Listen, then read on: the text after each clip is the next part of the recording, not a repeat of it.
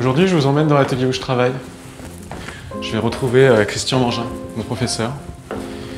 Je vous emmène un peu dans mon univers, là où je passe tout mon temps.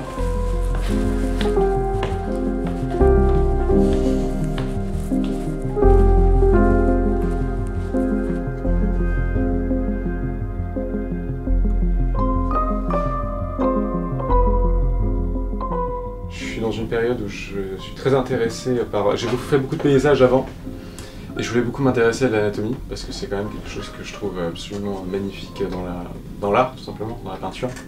Et c'était une voie que je voulais explorer. J'avais fait beaucoup d'anatomie masculine avant, et là maintenant je voulais m'essayer à autre chose, le corps féminin, qui est, je dirais, plus complexe par beaucoup d'aspects. C'est quelque chose de moins carré, c'est plus subtil au niveau des courbes, etc.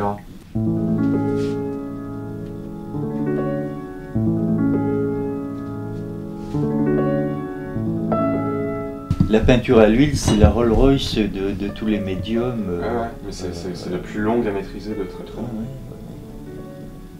Tu peux pas faire toute l'anatomie en une fois, donc ça sèche. Et suivant la quantité d'huile qu'on met, il n'y a pas exactement le même reflet au niveau de la lumière. Les glacis. Ouais, mais les glacis, pareil, ça change l'aspect. L'objectif, c'est d'avoir un aspect uniforme au niveau de toute l'anatomie. Or, c'est dans le dosage de l'huile et des pigments, etc. C'est très très difficile.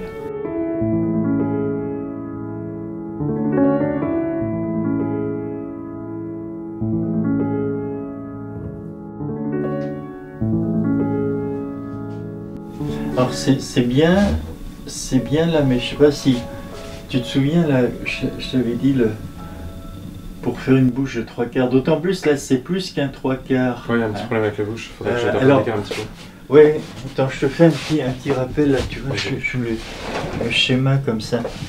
Tu te souviens qu'une bouche de 3/4, le schéma, c'est comme ça. Et donc avec les incisives canines prémolaires, molaires, incisives canines prémolaires, molaires, hein, et l'arc de Cupidon, lèvres, et en dessous comme un W. Et tu te souviens que la lèvre supérieure empiète sur la lèvre inférieure. Ouais. D'accord, donc il faut qu'il y ait une légère ombre portée. Mais pas que, parce que toi tu as fait une pointe. Ouais. Tu vois, toi tu as fait une pointe comme ça. Tu vois, tu es d'accord? Ah ouais. Non, faut que je corrige ça, parce qu'effectivement elle est un peu trop pointue. Voilà. Là, Gabriel est arrivé à un niveau où je fais plutôt avec lui, c'est plutôt du séminaire que du cours. Hein. Le cours, ça y est, c'est bon. Perspective, anatomie, ombre et lumière, tout ça, il connaît. Bon, il y a encore toujours quelquefois des petits oublis, des règles académiques, mais il est arrivé à un niveau où de toute façon... l'académie la connaît. Bon, maintenant il peut ajouter ou inventer des choses qui sont hors de l'académie. Jouer avec, oui, c'est ça exactement. Mais c'est pas comme beaucoup d'amateurs qui font comme ça parce qu'ils ne savent pas faire autrement. Là, c'est au niveau professionnel où quand il fait comme ça, en dehors des règles académiques, c'est parce qu'il veut faire comme ça, c'est pas parce qu'il sait pas faire autrement.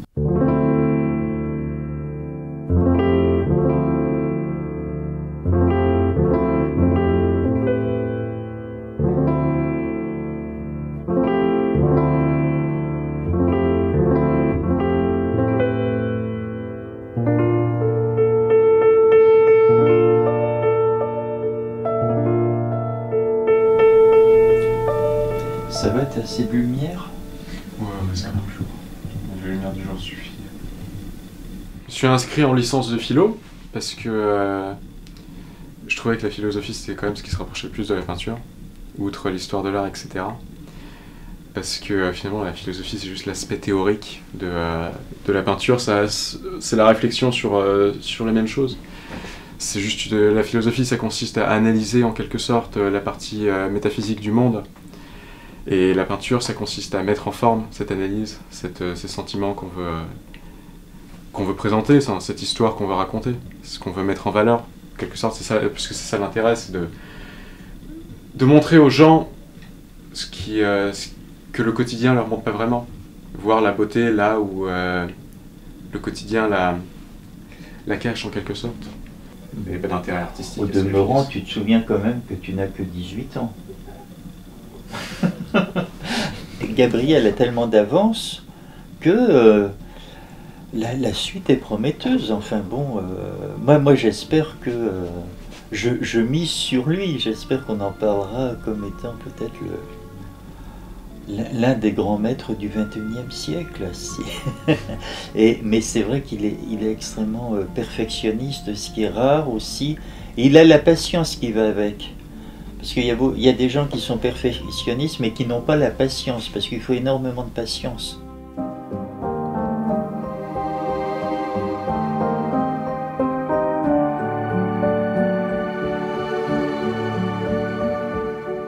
Je me prends pas pour... enfin, en tout cas, j'essaye de pas me prendre pour autre chose que ce que, objectivement, je fais. C'est être amené à l'essentiel de ce qu'on fait. Donc, on peut tout à fait parler effectivement de notions philosophiques sur la grandeur de l'art, etc. Mais ça reste quelque chose de théorique comparé à ce que c'est dans la pratique. C'est finalement, dans l'absolu, c'est pas grand-chose.